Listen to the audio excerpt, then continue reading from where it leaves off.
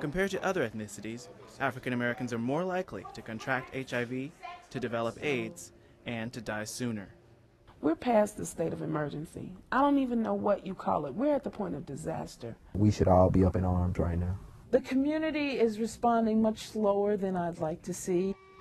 There are no simple reasons why. Instead, experts point to a long list of social and cultural factors that contribute to the epidemic. As strong of a nation as we are, we still suffer from low self-esteem. When you don't feel good about yourself, you involve yourself in risky behaviors. That includes unprotected sex, drug use, alcoholism. I'm going to tell you what's going on. Let's say I walk down the street right now into a group of 10 youngsters. Their whole mind is, that doesn't apply to me. All the women that I mess with, oh, she's too fine, she's too cute, she smells good. Oh, it doesn't apply to me. That's their whole thing. It won't happen to me because I don't look like those people that get HIV or AIDS. You know, I'm not the gay black man that, you know, is effeminate, or I'm not the injection drug user that you see on the street. In its 20-year history, the face of AIDS has changed.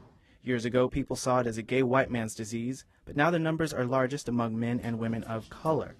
One of the new faces of AIDS looks like Cheryl Johnson. I actually am living with HIV myself, and I was diagnosed 7 years ago, and I'm a product of the down low. The down low, or DL for short. In Atlanta and Oakland, it's the code word for a population of men who have sex with men but want to keep it a secret. I was involved in a relationship with a man who, unbeknownst to me, was having sex with men, and that's how I got infected, through unprotected sex with him. The DL includes men who are bisexual, men who experiment, and men who may be confronting issues around their sexuality. These men identify as heterosexual, so the messages crafted for gay men don't ever reach them. And many DL men belong to another group of African Americans. We have a lot of brothers who have been incarcerated, and they come out of being incarcerated and come into the community, and they want to assimilate as quickly as possible. They want to be considered normal, and I'm back, and everything's fine. But there were activities that went on while they were incarcerated that they don't want to talk about. And so they come out, and they get back together with girlfriends, or they get new girlfriends, or they come back home to their wives, and they engage in unprotected sex, and they're passing this disease. And that's a reality. Another reality is the numbers of women with HIV and AIDS. The Center for Disease Control says African American women account for 64% of the newly reported cases of AIDS among women. At Morehouse School of Medicine, Dr. Eileen Yancey has been working for 5 years on a study of more than 400 African American women living with HIV in Atlanta. It's relationship issues for many of the women.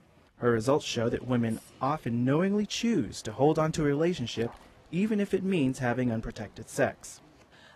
Many of the women in our study indicated that condom use was a sign of distrust. If you trust your man and he says that he is not having sexual relationships with anyone else and that he's not HIV positive, then there's no reason to use condoms. Dr. Yancey is developing a support system for women with HIV. She envisions a safe place where women can talk and learn about the virus. In order for her program to succeed, she's counting on community churches. Large church bodies, small church bodies. Those are rich with the opportunity to carry a message. It sounds like a good idea, and a few churches are slowly opening their doors, inviting organizations to use their facilities for outreach events. But those that have come around are usually churches who have experienced the disease firsthand. But generally speaking, addressing HIV and AIDS is not a priority for black churches. Do you think that the church understands that we're in a crisis? No, I really don't. I think there's a good reasons for them, some theological and some practical. By good reasons, I mean it's an avoidance issue. Dean Wimberly heads ITC, the Interdenominational Theological Center, on the campuses of Atlanta University Center. He and his colleagues do recognize that numbers for African Americans with HIV and AIDS are high, but Wimberly says that what the church will and won't discuss is a delicate matter. I think people feel more comfortable when you have a message of abstinence, and then if you keep the conservative line and just say that this is wrong and this is bad. Once you do that, they'll let you in.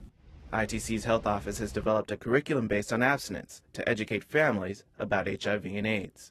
Now the question is, what do you do when you get in? Then you can begin to talk about the AIDS thing. This sounds like a logical step, but how can the conversation go forward when it only discusses abstinence? I'm going to minister to you effective things that take sacrifice. Many churches are reluctant to talk about sex for fear of opening a can of worms. Once you start talking about sex, particularly among women, you're going to get to issues of abuse and incest. I mean, so, you know, if you don't know what you're doing when you're dealing with that kind of stuff, you best either put blinders on or ignore it, because that stuff is going to come forward. It's going to happen the same with men. Some advocates say sex talk is not the real issue. The church needs to wake up and realize that this is a health crisis, not a sex crisis. And when they do that, they'll be able to impact the community. And some community members say they really need support. When you test positive, like I did, you need God in the situation.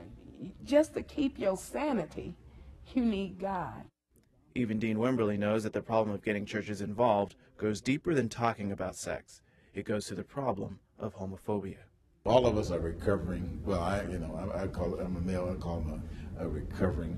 Homophobic, I guess. Yeah, right. Yeah. I'll own that. Right. Yeah. Homophobia has made it hard to find safe spaces to discuss sexuality in churches and elsewhere. A group at Morehouse College is hoping to change that. These students meet regularly to create a safe space for gay and gay-friendly students. They invited Aid Atlanta to campus for a talk. Here, students got answers to their questions. Is it wrong to inform your friends about somebody that you know about? And learned from people who freely told their stories. And here's the thing. I've never in my life been to a sex party. I've never in my life had a hookup off of the internet. I've never been in the bookstore. I don't know where the trails at Piedmont Park are. I don't do hustlers off of Cypress Street. I don't do the things. Never done IV drug use. I don't do the things that I always associated with HIV. But now it's my story. In forums like this, community organizations, volunteers, and other small groups are reaching out. They've gone into the community with poetry events and street jams, inviting families to eat and get tested. More than 20 years into this crisis, people are of the attitude of, I've heard it all, I don't want to hear it again. I know how to protect myself, we don't have to go through that. But the problem is they're not protecting themselves, and this is why the numbers keep rising. And as the numbers of infected people grow, so do the demands the community will face as they live with this incurable disease. I just can't say enough about taking personal responsibility for yourself. That's really what we all need to be doing. Be we men, be we women, be we gay, be we straight. That is what we need to do.